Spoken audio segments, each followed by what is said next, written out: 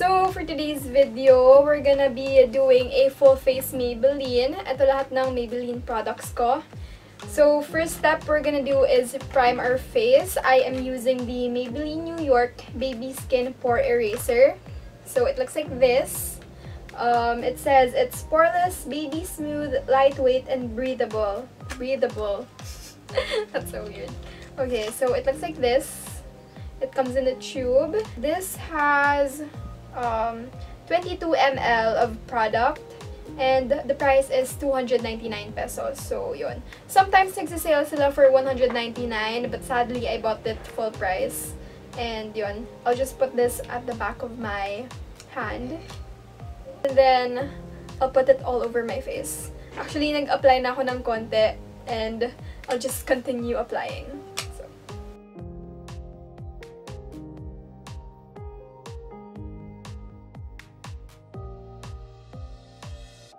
So, I'm focusing this mostly on my cheek and nose area. And then, naglalagay rin ako sa forehead and also sa chin. Hindi ko siya nilalagay pala all over my face. Pero, like, if may excess na maglalagay rin ako sa ibang parts of my face. Pero, usually, yung parang T-zone area lang nilalagyan ko. So, next product I will be using is this one. This is the Maybelline Fit Me Stick Foundation. Yes. It looks like this. Ayan. It has that much product. Again, this is brand new. And meron siyang sa gitna. Can you see? May circle siya sa gitna. I don't really know what that's for, but yun. This is 399, but I think I bought this on sale for 299. I'm not sure. I forgot. Or 249 ganun. 50% off. And I am in the shade Classic Ivory 120.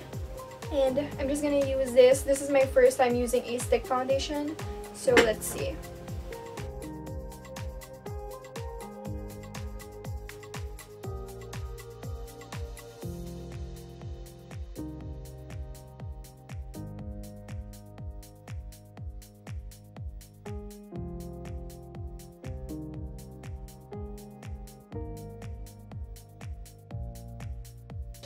Okay, so initial thoughts on the primer and the foundation. Sobrang smooth ng face ko after I applied yung primer, and I really like the primer.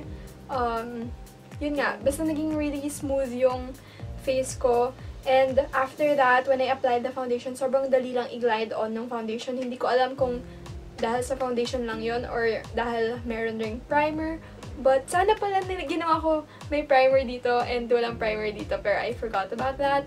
So, yun. I really like the primer and the foundation together. The foundation though is not full coverage. I think it's light coverage lang, which I don't mind kasi for me, I don't really like full coverage foundation. I don't wear foundation every day.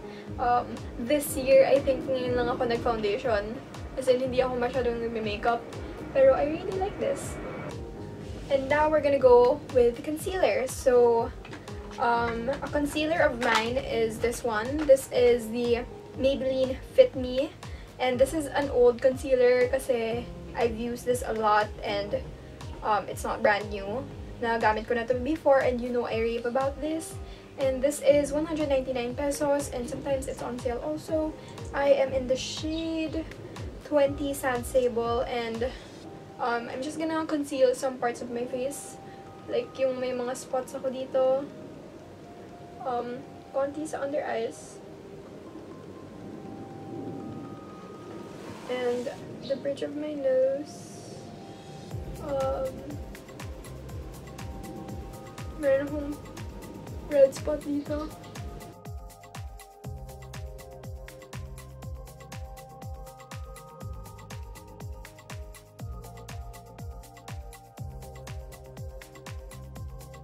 For the concealer, I don't think it's really good for covering the blemishes kasi hindi naman yung masyadong na-cover yung blemishes ko. It's good for the under eyes though kasi nakikita ko nag-lessen yung black circles ko.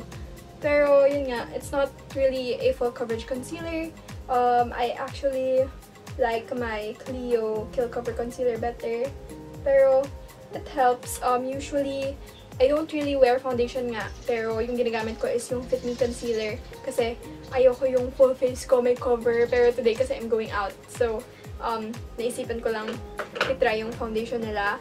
But, sometimes, for my no makeup days, concealer lang ginagamit ko. And I like the Maybelline for that. So, yun. Yeah. So, next is powder. I have this Maybelline New York Clear Smooth All-in-One powder. This is in the shade number 2 Nude Beige. It has SPF 20 and it has 9 grams of product.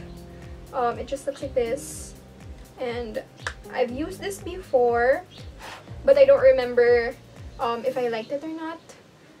Basta, it looks like that. May mirror siya, so that's really handy. Matagal ko na itong hindi ginagamit kasi I like other powders better than this. But, I'll see again if maganda to.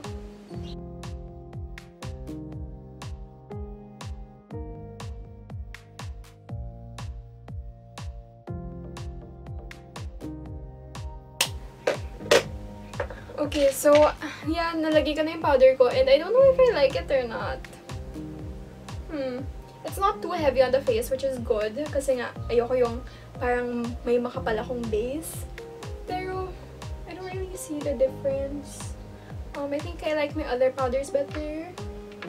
But, yeah, I guess it's nothing special. I don't know how much the powder is. I think mga 179, 169. So, next thing I'm gonna do is eyes. I only have one eyeshadow product and I don't know if they still sell this. This is the Maybelline Color Tattoo 24-Hour Gel Cream Eyeshadow. And this is in the shade 25 Bad to the Bronze. This is $2.99 but I bought it for $1.50. And again, ito yung isa sa mga products na na-try ko na before. And I really love it. So, kung pinapanood niyo yung old videos ko, makikita niyo na parati ko ito ginagamit. While I'm putting on my eyeshadow, all I want to say is that sobrang tagal na ng product na to sa akin. I think more than 1 year na. I think I'm supposed to throw it out na. Kasi may 24 months na siya sa akin.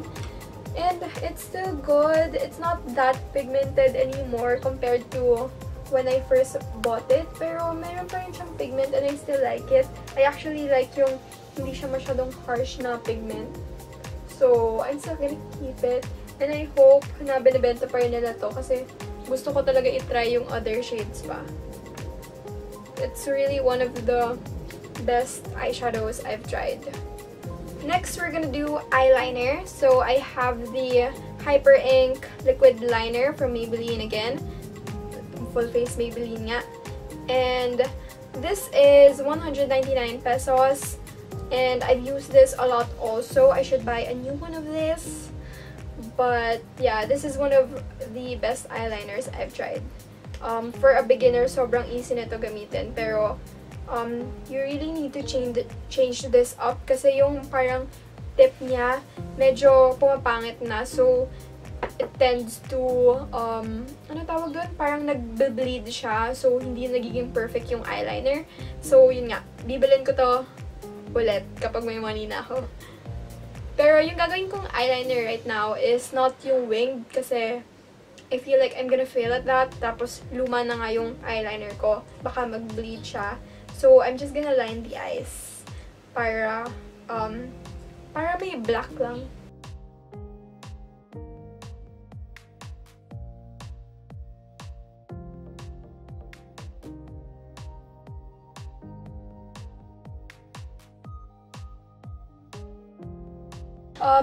Tapos na ako sa eyeliner ko and I also did my brows and also my bronzer kasi wala akong brow product and bronzer from Maybelline, so I just did that.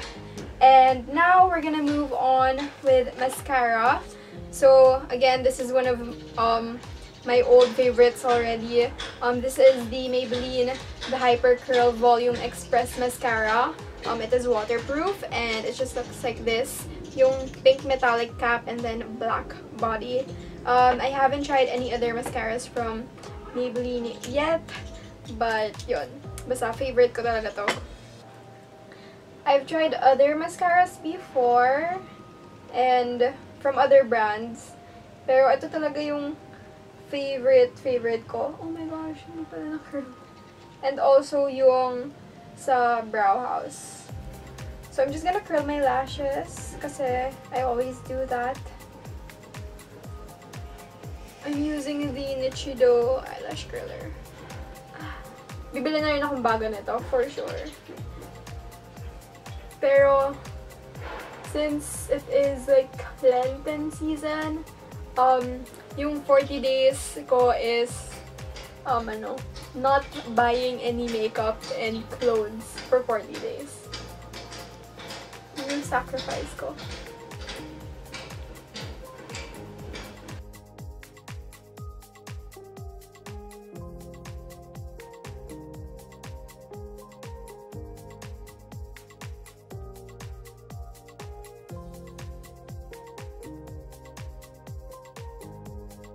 Yeah, I still hope you like this. If you have any other brand recommendations, just let me know below. And I hope you like this video. Comment below what else you want to see from me. And subscribe to my channel. And I'll see you next time. Bye! Thanks for watching.